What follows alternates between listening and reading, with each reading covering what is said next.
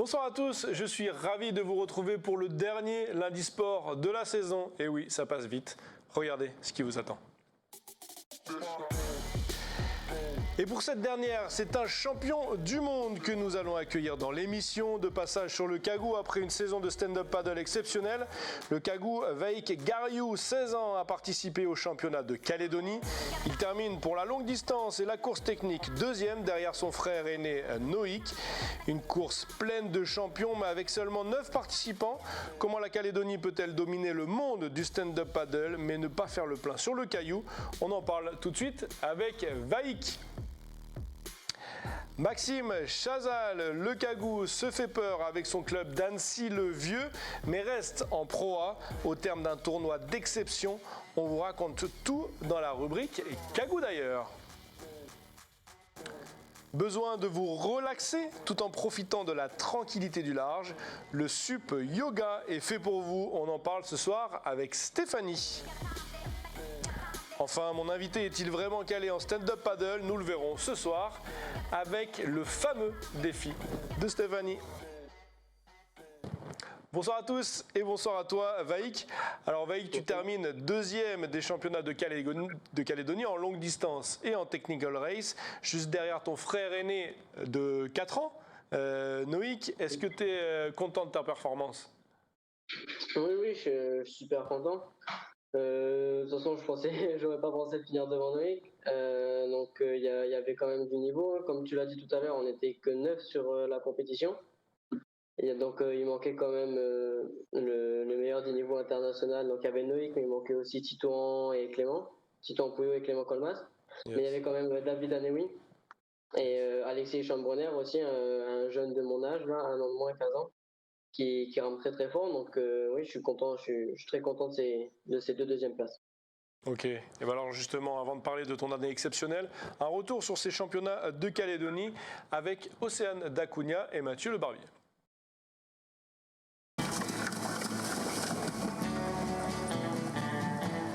Même si des athlètes de haut niveau se sont disputés le titre de champion de Nouvelle-Calédonie de stand-up paddle, la compétition s'est cependant caractérisée par un manque criant de compétiteurs. C'est le problème du stand-up. Là, ça faisait 2 ans qu'il n'y avait pas eu de compète. Et au départ, on était 70 et il y a une grosse motivation de tout le monde. Et après, ça s'est un peu perdu et tout. Et du coup, malheureusement, on n'est que 10 à chaque fois. Je n'ai pas d'explication particulière. Peut-être que les gens n'ont peut-être plus envie de faire des compètes de stand-up. Je ne sais pas. Il va falloir qu'on reprend. Et puis on va voir si l'année prochaine, quand on fera des courses, si on a un petit peu plus de succès ou pas. Mais en tout cas, on va continuer à en faire et à en refaire. Néanmoins, la Ligue de stand-up paddle de Nouvelle-Calédonie peut se féliciter du haut niveau de cette compétition, car il figurait parmi ses compétiteurs un champion de France, un champion d'Europe, ainsi que Vaïk Gariou, sacré cette année champion du monde de Technical Race dans la catégorie junior. C'est vrai que c'est triste qu'on n'ait pas pu être tous là en même temps. Titouan est à Paris là, pour une des plus grosses compétitions de stand-up du tour, donc il n'est pas présent sur le territoire, il n'a pas pu être là. Clément pareil, il n'y a que moi qui suis rentré faire un petit break après la saison, et Vaïk forcément. Et donc c'est dommage qu'on ne s'est pas tous retrouvés, parce que là pour le coup, s'il y avait eu vraiment tous les Calédoniens qui faisaient les championnats de Calédonie de stand-up paddle, il y aurait eu un gros niveau là pour le coup.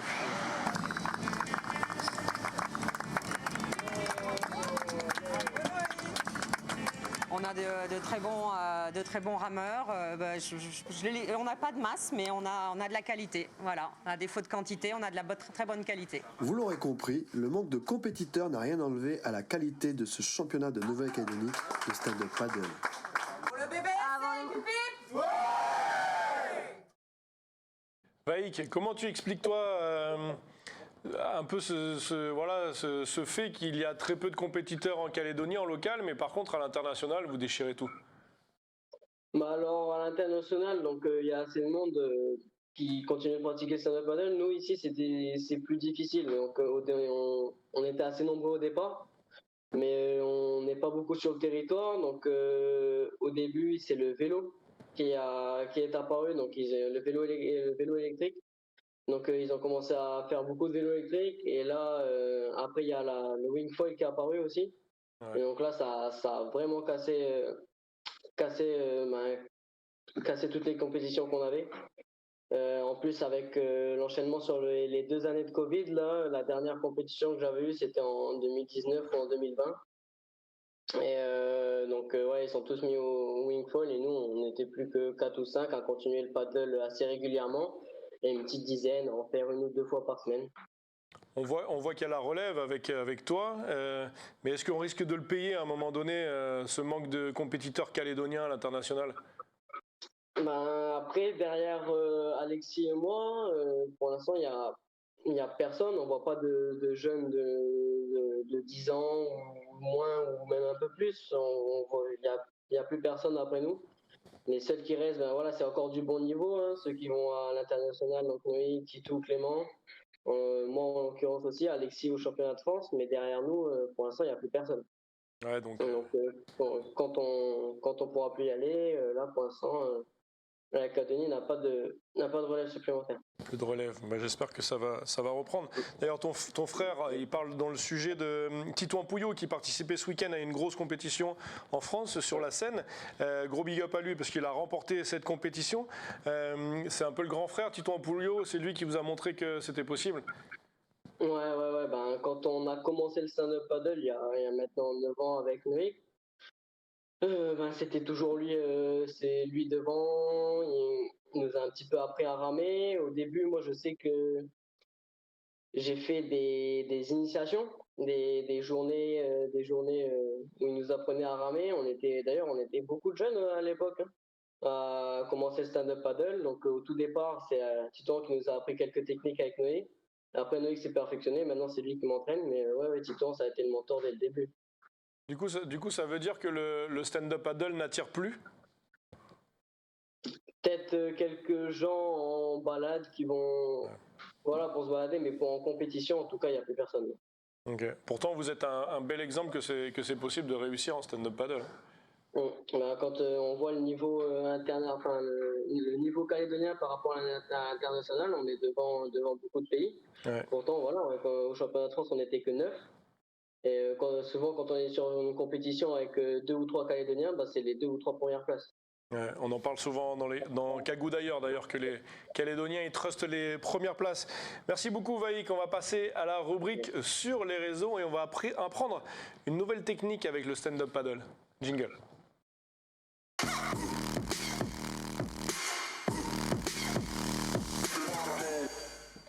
Salut Steph. Bonsoir Adrien. Alors c'est la dernière, t'es heureuse? Oui. Je le sais Steph. Bonsoir Vaïk. Bonsoir. Alors ce soir donc je vais vous parler du SUP yoga, donc et oui réaliser des postures de yoga sur une planche de paddle c'est possible. Et donc il faut savoir qu'on doit cette discipline à la surfeuse américaine Shiva Rea. C'est l'une des professeurs de yoga les plus connues en Amérique et dans le monde, donc c'est elle. Donc il faut savoir que c'est une pratique qui est en plein essor depuis quelques années quand même déjà. Voilà, et qui est encadrée par un professeur de yoga certifié et un moniteur de surf et de paddle. Donc elle aurait de nombreux bienfaits. En effet, selon certains chercheurs, écouter le son de l'océan peut aider les gens à se détendre. Le bruit du clapotis donc de l'eau sur la planche aide aussi à se familiariser avec sa respiration. C'est très important en yoga, la respiration. C'est une discipline qui exige aussi une concentration et un équilibre plus intense que si on est sur terre. Donc c'est sûr que c'est pas pareil le yoga sur terre et sur l'eau.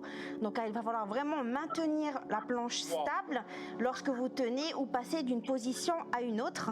Donc la pratique du yoga sur un paddle aide l'esprit à rester concentré sur le moment présent et le vivre pleinement. Ça permet de se reconnecter avec la nature, que l'on soit sur mer, sur un lac ou sur une rivière. Donc c'est vraiment prendre son temps, du temps pour soi.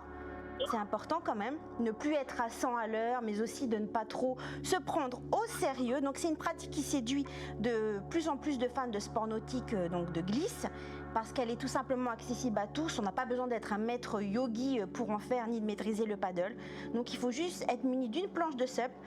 Il faut juste après se laisser porter par le flot pendant 1h30 pour une expérience unique et ludique qui vous fera du bien à votre corps et à votre esprit. Ah, ça fait du bien si on arrive à tenir sur la planche. Oui, voilà, c'est sûr. Hein. En tout cas, on peut le pratiquer à Nouméa. Oui, on peut le pratiquer. Je crois qu'il y a des gens qui donnent des cours. Voilà. T'as déjà essayé, toi, Vaïk? Non, j'étais même pas au courant que ça existait, mais c'est peut-être un moyen de refaire partir le stand-up en Calédonie, hein. Ouais, carrément. Et puis la prochaine compétition, tu l'as fait comme ça? Vu que c'est un peu trop facile pour toi. Ouais, je dirais pas ça. Merci beaucoup Stéphanie. moi. Je vais me mettre au yoga stand-up paddle. Comme je fais pas de yoga ni de stand-up paddle, on est mal. Merci Steph, à tout à l'heure. Vaïk, quelle saison tu fais? Tu es multiple champion de France, champion d'Europe et champion du monde junior cette année. Et c'est ta première année sur le circuit, hein, c'est bien ça? Ouais, c'est ça. Première année à l'international. Alors comment t'expliques tous ces résultats? Ben, l'entraînement. J'avais l'exemple de Noïc qui ça fait déjà maintenant 5 ans, 5-6 ans qui fait les compétitions internationales. Donc j'avais envie de faire pareil, donc j'allais m'entraîner. Noïc J'ai qu'on voit à intensifié l'antenne, hein. mes entraînements de plus en plus. Ah non, c'est toi qu'on voit Comment? d'ailleurs. C'est toi. Oui, j'ai intensifié les entraînements. Après, j'ai essayé d'aller ramer tous les jours. Donc, je pensais vraiment pas faire tous ces titres, hein. C'était ma première année internationale, donc je voulais déjà me mesurer par rapport aux autres jeunes. Parce que ici, je suis tout seul, on est tout seul avec Alexis à ramer, donc on ne connaît pas le niveau des autres compétiteurs. Donc, j'ai été assez surpris. La première compétition que j'ai fait, c'était au Danemark et championnat d'Europe. J'étais assez surpris de décrocher cette première place avec un petit peu d'avance d'ailleurs. Et donc après, ça n'a fait que s'enchaîner sur les championnats du monde, les championnats de France et les autres championnats du monde de la Ligue de surf à Porto Rico. Donc non, c'est vraiment une super première année pour moi. T'as- Est-ce qu'on a de plus en plus la pression quand on a des résultats ou au contraire ça libère? Quand on est jeune comme toi, je rappelle que tu as 16 ans, hein. Ouais, en fait, comme Noé qui dit souvent d'ailleurs, c'est le plus dur, c'est pas de prendre la première place, mais c'est de la garder. Donc c'est assez facile de prendre une première place sur une compétition, mais après, tu as un titre, il faut essayer de le garder. Donc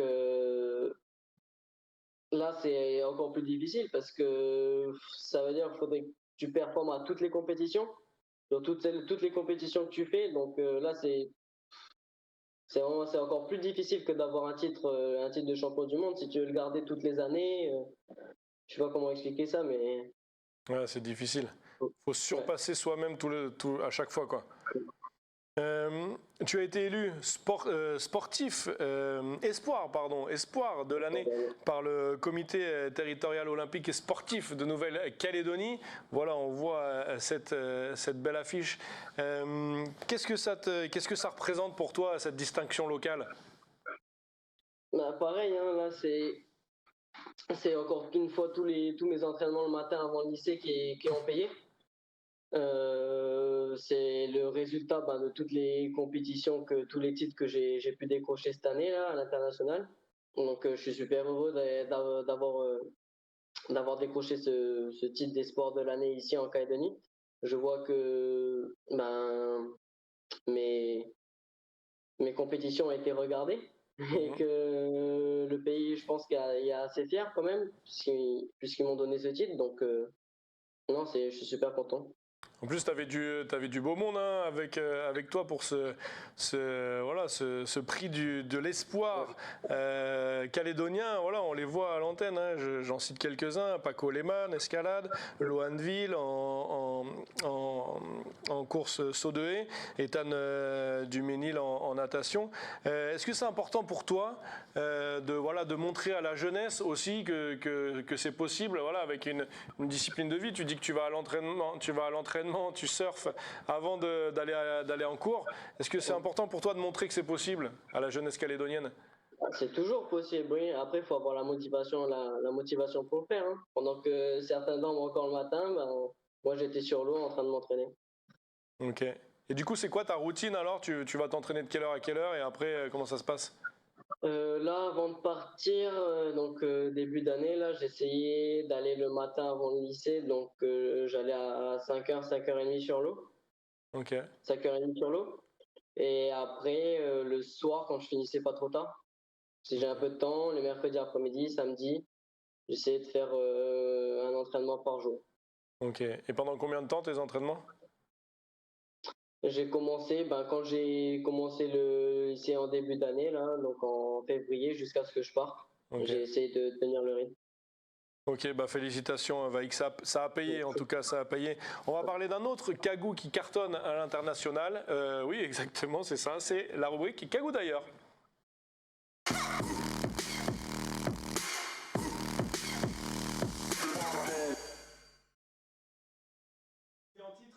Maxime Chazal, c'est du tennis. Au bout d'un énorme suspense, le Kagou se maintient avec son club d'Annecy-le-Vieux en Pro A, le plus haut niveau du tennis. On écoute sa réaction.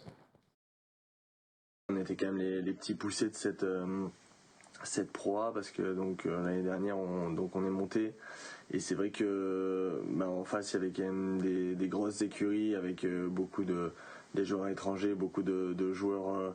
Il y avait quand même pas mal de top 100, de top 200 dans les équipes, donc c'était vraiment pas facile. On donnait pas cher de notre peau au départ. Et voilà, on est content, là, ça s'est joué un peu au couteau sur la dernière rencontre où voilà, on savait qu'il fallait absolument que ça gagnait parce que ça se jouait avec l'équipe qu'on jouait ce jour-là. Donc même avec un match nul, on n'aurait pas réussi à se maintenir. Donc là, vraiment content, et en plus ça se finit, on va dire, à l'arrache au super tie-break du dernier double.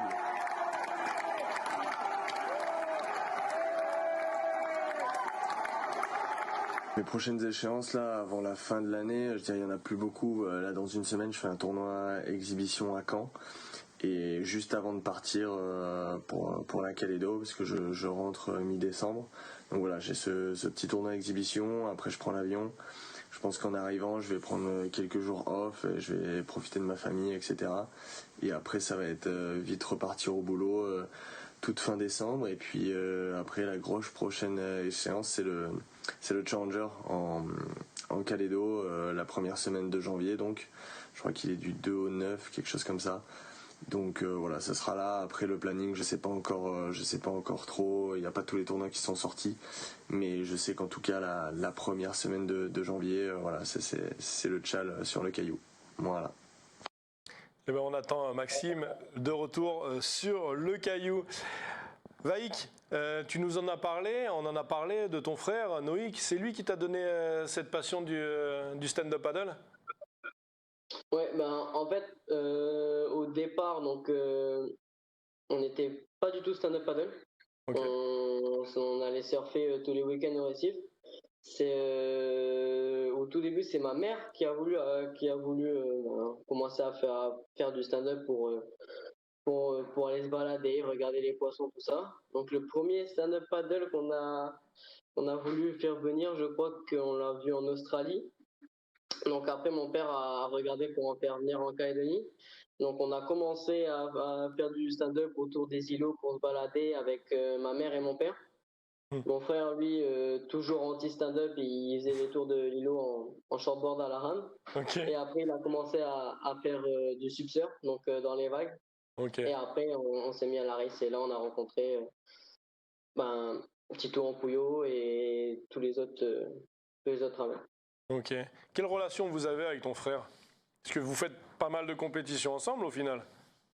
Là, c'était mes premières compétitions que je faisais avec lui, hein, parce que c'était je crois que c'était la première ce week-end, parce que quand on était au championnat d'Europe, moi j'ai fait en junior, championnat du monde aussi j'ai fait en junior, et au championnat de France il n'était pas là.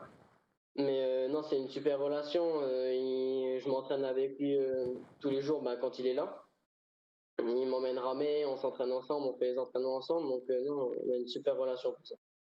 C'est lui qui t'a poussé à faire de la compétition? Qui a décelé en toi un athlète? Comment? C'est lui qui a décelé en toi ce potentiel?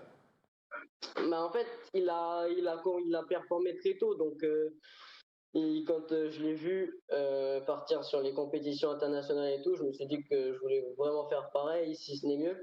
Donc j'ai commencé à m'entraîner. Après, il m'a entraîné lui aussi parce qu'il a dit qu'il a vu mon niveau et il s'est dit que je pouvais performer à l'international aussi. Donc oui, on peut dire que c'est un petit peu lui aussi.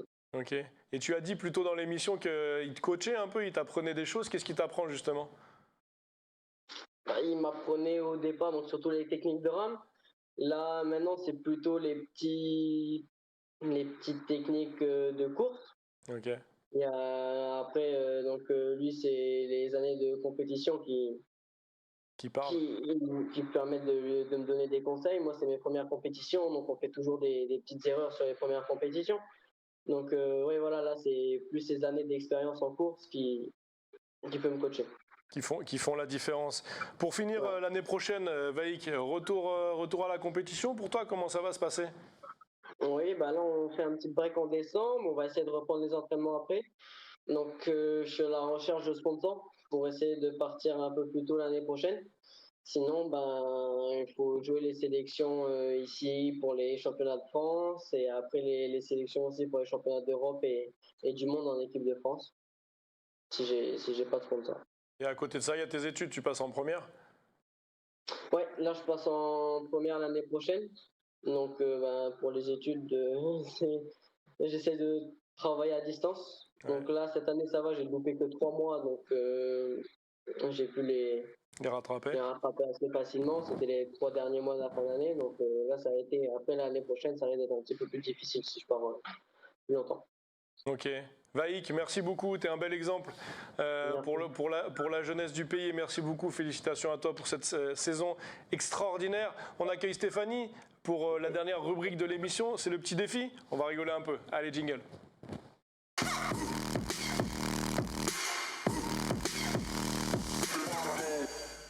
T'as intérêt de nous faire rire. Oula, je ne sais pas si je vais vous faire rire, mais en tout cas, donc c'est un petit quiz spécial stand-up paddle.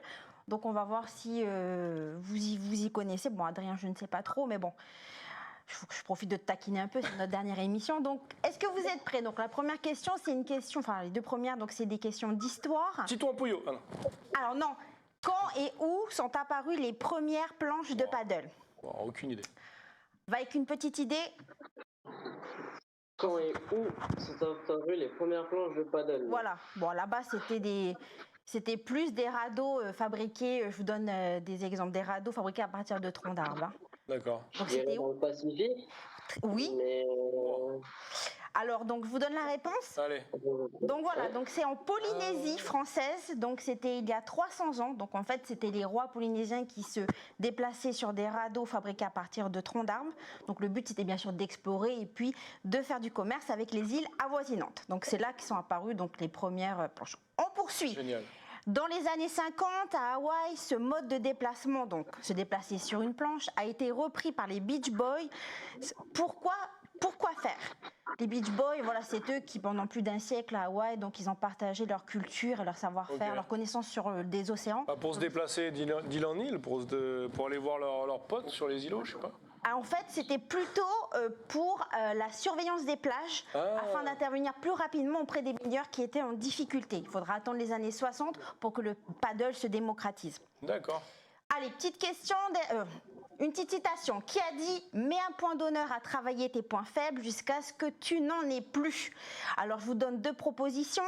Donc là, vous avez Olivier Darieux-Merlou, champion du monde de stand-up paddle en 2021, ou vous avez le surfeur américain Laird Hamilton. Hamilton ou Darieux-Merlou? Vaïk. J'ai entendu la question, c'était quoi?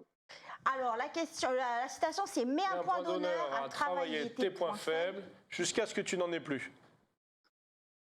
Je dirais le surfeur à gauche, je pense.